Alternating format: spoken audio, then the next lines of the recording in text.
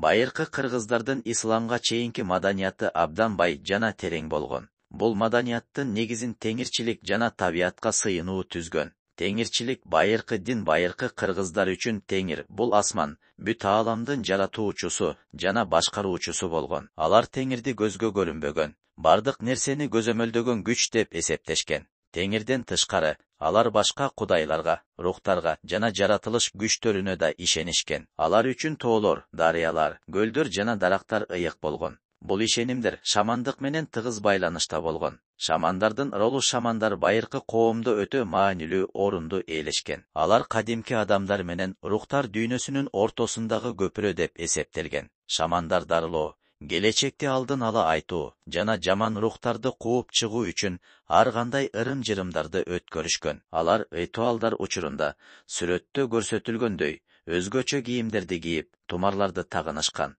Көчмөн жашоо жана салттар байыркы кыргыздардын маданияты алардын көчмөн жашоо образы менен тыгыз байланыштуу болгон. Алар үчүн жылкы, бүркүт жана карышкыр сыяктуу жаныбарлар ыйык болуп эсептелген. Жылкы көчмөн элдин негизги байлыгы жана күчүнүн символу болсо, бүркүт жана карышкыр тотемдик жаныбарлар болгон. Алар байыркы жоокерлер үчүн күчтүн жана эрдиктин белгиси болгон. Көчмөн турмушта үй-бүлө жана уруулук байланыштар негизги мааниге ээ болгон. Уруулук биримдик алардын жашоосун, коопсуздугун жана салттарын сактоодо чоң роль ойногон.